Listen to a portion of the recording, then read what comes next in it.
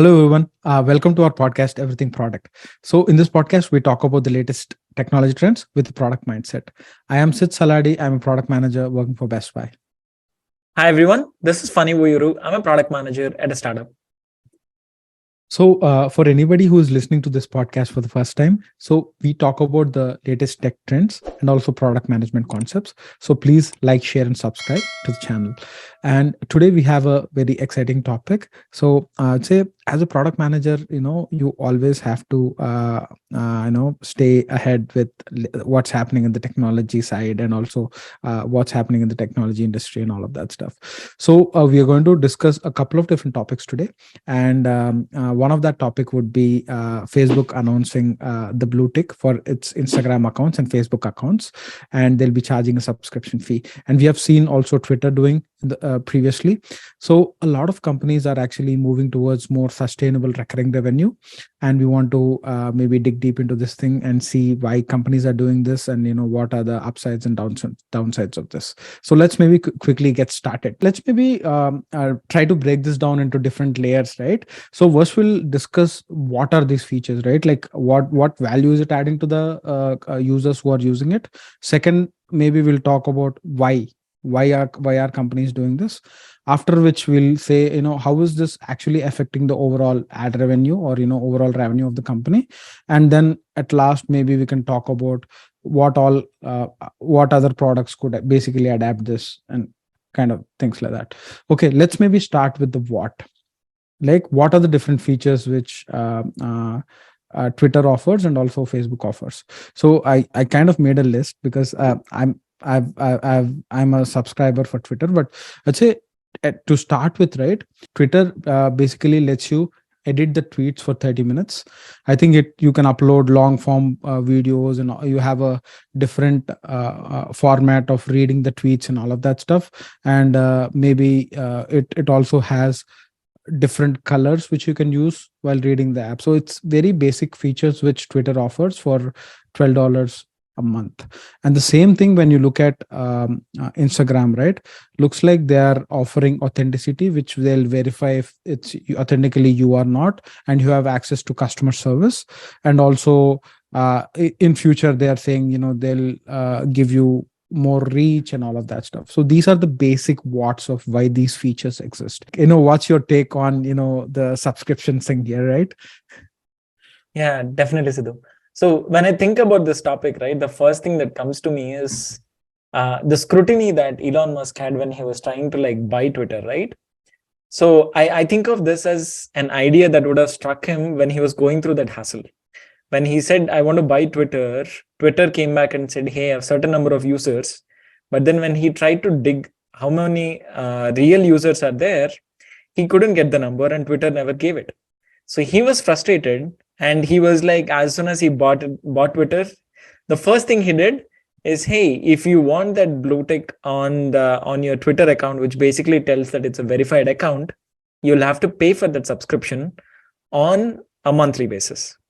And it had a lot of backlash. So many people were like, what the hell is going on? Why do I have to pay like $10 a month in order to get my account verified? Now, fast forward into what's happening right now in the tech world. Meta comes and says, hey, I'm also introducing the same feature, and I'm going to charge $15 a month to the customers to get their blue ticks on Instagram and Facebook. I think they're in the phase of piloting it right now, but that's what they launched it.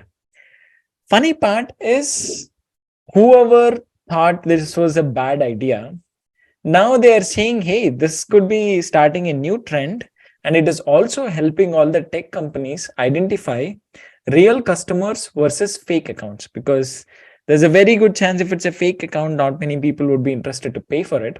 But rather, if it's a real person, then they would be interested to pay so that they can prove their account.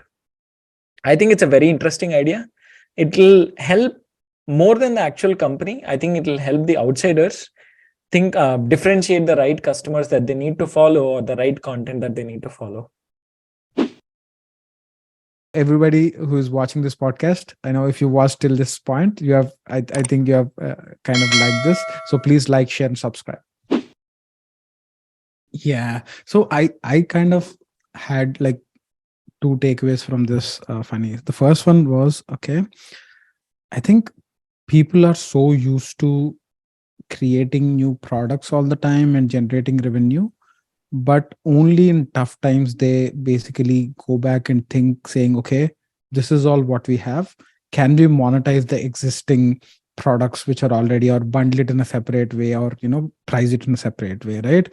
So all these platforms could have done it before, right? Like Twitter could have done this, Facebook could have done this, Instagram could have done this, YouTube could have done this. Any social media which people need authenticity could have done this, right? Like, but no, only when Twitter came in and they were in a crisis situation and they had to generate revenue, they came up with something like this, and now the industry is kind of following that. So I'd say that's one observation which I'd say. Maybe it's always not the next flashy feature or next flashy product that could generate revenue, but it could be something which we already have packaged in a different way, could generate revenue, right? So that's one takeaway for me. And the second one is, right, uh Twitter, right, it had a lot of backlash when they had the blue check marks, right? Like people creating fake accounts and all of that stuff and all. But I'd say I'm a big supporter of the rapid experimentation, right? Where you actually launch it to a certain small segment of people to see how people are reacting to it. Maybe they'll fail once, second, twice, but they'll correct the problems and then launch a better one. I think that's what Twitter took that approach, and that was successful, right? So I think that's also a very interesting observation where you experiment rapidly, because I feel that irrespective of how much ever research you do, the customers are very difficult to understand, right? Like whatever you do, it's very difficult to understand. You'll only know when people start using the actual product on how they'll react and what are the different ways they'll use it for and all of that stuff. So I think this is a very clever way of iterating. And also I think Elon talks about the velocity of innovation, where he says, okay, the pace at which you are innovating also sets the stage on how the company would accelerate in the next coming years, and how that it would grow exponentially, I'd say. So these two are the big takeaways from me. Now maybe let's get into the why. Funny, what do you think is the why? Let's think of Meta right now in the last year or two. I was very intrigued by when they announced this, because I feel like many of their doors are closed right now. They're trying to find the existing door that could give them more revenue. So when I was trying to think about this, right? Can they get new customers? They have huge market shares. They can't get new people. 2 billion already. Yeah. And there is no way to increase prices. When I say prices, right, they get ads. They can't increase their the prices for their ads and get more revenue. Next one is developing new products.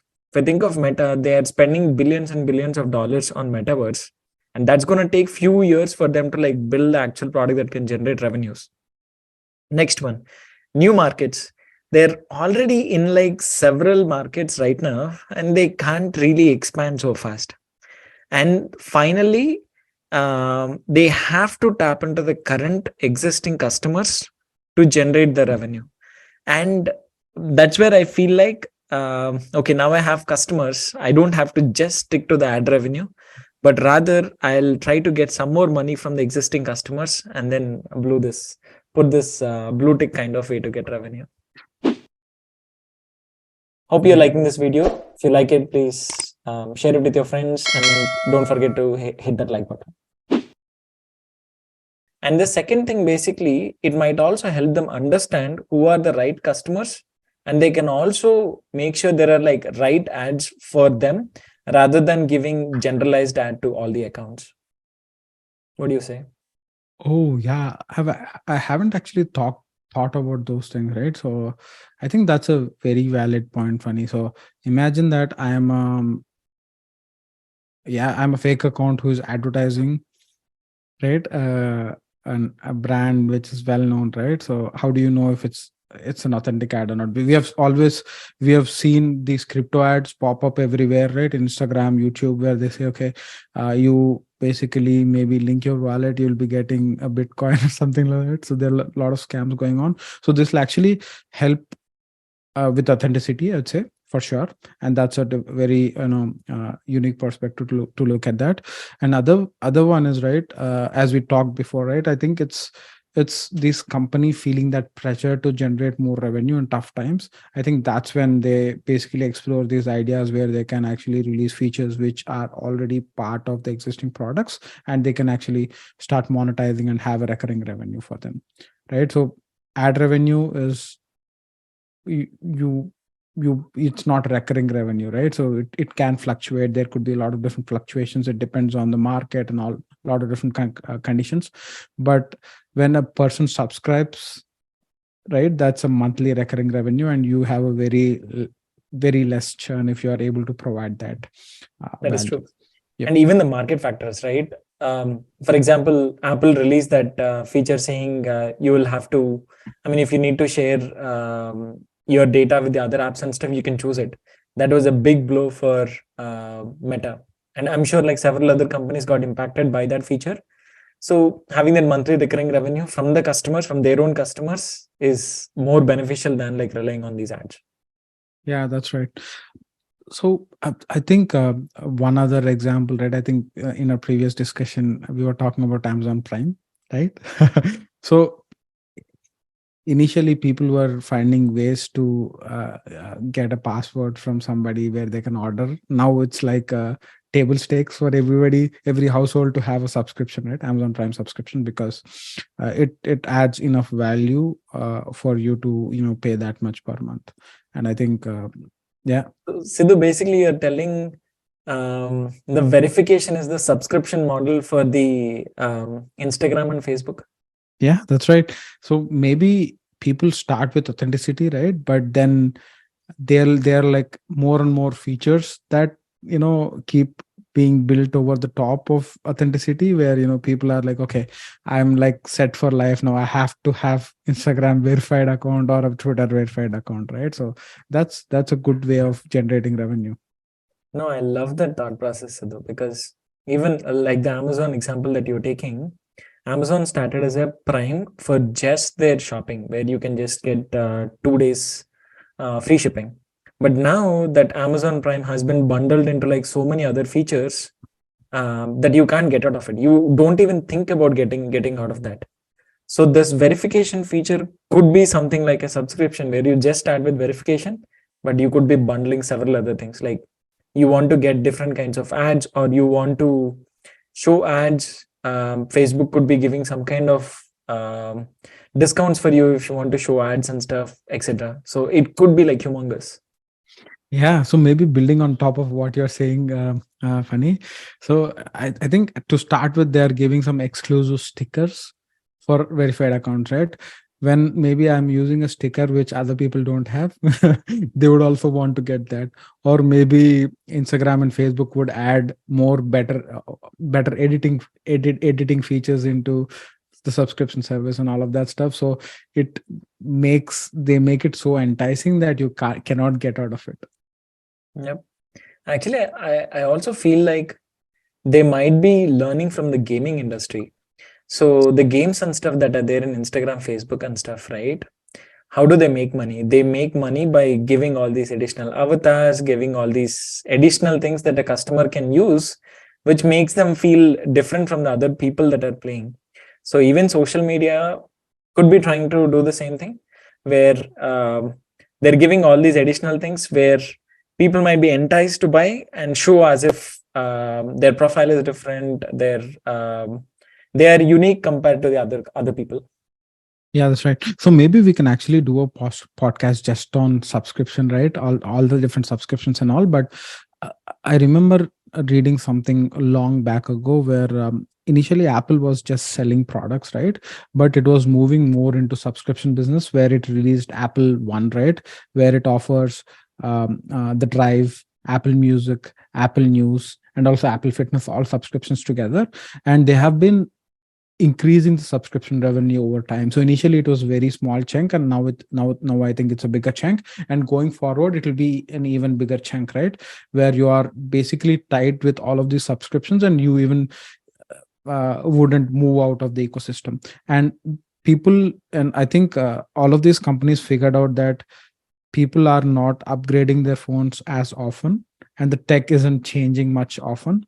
So even though there's not much of a diff between different iPhones, right? You are basically sticking with the device, but you are giving Apple more money through the subscriptions which they're adding. So I think this is a really good model to look at, right? Where you are not dependent on a revenue model which is fluctuating, but you're now changing to a revenue model which is more consistent on a monthly basis. That's true. 100% Sidhu. Yeah, let's totally do a video on subscriptions. It's very interesting to see all companies like Microsoft, Google, Amazon, Apple, everyone going to a subscription model and getting this revenue. Yeah, maybe let's move on to the next topic. No, I recently saw news around Tesla buying headquarters in California, right? What's happening there? Like initially, it was in California, then he exited back to Texas, and now in California. What's happening there? Yeah, definitely, Sidhu. So I've seen that video as well, where the governor Newsom and Elon Musk together did a video, and then he also had some session with all the employees where he bought a building which was owned by HP, and then now he declared that Palo Alto building as the engineering headquarters of Tesla. My thoughts about that, I think it's a good move. The reason is, I think Elon Musk and Tesla as a company might have learned something from the pandemic. So during pandemic, what they would have realized is people might be okay to work from anywhere. And then Austin being a place which has like huge amount of area that Tesla could utilize, Elon Musk was like, dude, let's go there. Let's build a gigafactory. And then I'll have a lot of people who will move there. I was seeing some statistics that he shared in that launch event, right? He told that California itself has roughly like 50,000 employees. And what I'm guessing is his initial thought process of a lot of people moving from Bay Area to Austin did not happen, or the proportion that he expected did not happen. So what has proven to him is Bay Area still has to be one of the areas where he has to focus on. I mean, obviously, he has seen a lot of success from Bay Area, right? He started here, he's grown multiple companies here, etc. So he doesn't want to lose that talent, because if he's telling that, hey, my headquarters is in Austin, people might be thinking, okay, should I go to Tesla right now, or should I just stick to other big companies? So this could be a strategic move where he wants to get more talent from Bay Area and then keep them here. And at the same time, again, this is my hunch, I'm guessing California would have provided something to him. California might have promised that, okay, if you do this, I'm going to give you something in the future. The reason I'm telling that is, if in case like a lot of people move from here to Austin, I'm sure some happened during pandemic, California as a state would lose crazy amount of money. The reason is like 10% taxes, which the people would pay here, all of that is lost. That's the reason I'm guessing Newsom has come to his launch and he spoke about that, etc. So I'm my hunch again, like California might have given some kind of incentives, yes, to Tesla. My guess, yeah. Yeah, so it's just the engineering headquarters, I guess, right? Like the manufacturing and all, it's still major of it is done in the Gigafactory, I guess, I'm assuming, right? Yeah, I know, right? Like maybe this Austin was like a bus, right? Like a lot of people are moving in, but you never know, right? Like looking at the engineering talent that is needed in amongst all the different companies, maybe there's not enough, and that's why companies are coming back to Bay Area to get more, or have a place where people can work from the Bay Area itself. One more thing to keep in mind for Tesla, right? When I think about Tesla, people first think about cars. So when you think about engineering, it's more about the mechanical engineering. But when we think about Tesla, it's two things. One is the mechanical engineering, and the other one is AI. The software itself is like extremely like fast forward, because they were thinking about, what is it, Optimus? Might be Yeah, telling yeah, about yep. their That's robots, humanoid right? bot, right? Yep. So Bay Area and California being a hub of like tech, so he might want to get a lot more engineering involved to build all of this. So having a hub here, especially for engineering, could help the company a lot. Yeah, that's right. And also, I feel that, right? Like, having that culture of innovation and, finding that talent, right? It's not like people, you go to a place and, get people there. So that happens over years, right? Where they're like, all of these companies rally towards creating that culture where a lot of people have that mindset and all of that stuff. And it might not be available in all the different places, as I said. Yeah. I think pandemic changed that a lot, but now that all the companies are going back to normal of like going to office, so all of these hubs would become important again, like San Francisco, New York, or Los Angeles, etc. All of these hubs will become very important again. So you're actually going to work, right? Like 3 or 4 days? Yeah. Not just me, like several companies. I think Tesla started the trend of like 5 days a week. Mhm. But I've seen news about Amazon asking people to come back, Google asking people to come back, etc. I'm sure people might be doing like 2 to 3 days now, but down the line it will go to like 5 days a week. Yeah, I've also started going back, and I definitely miss those conversations, water cooler conversations, and all of that. You have while you're amongst a bunch of people, especially, right? I think when you're in a role which is so collaborative, and you have to talk to people, I think that FaceTime with people will, make you more effective rather than you shifting from one window to another window. Yep, absolutely. Yeah, especially for product managers, it's highly needed. And a great conversation, Funny. So I think that's it for this week. Let's see everybody next week. So everybody, hope you like this video. Please like, share, and subscribe. Thanks, everyone.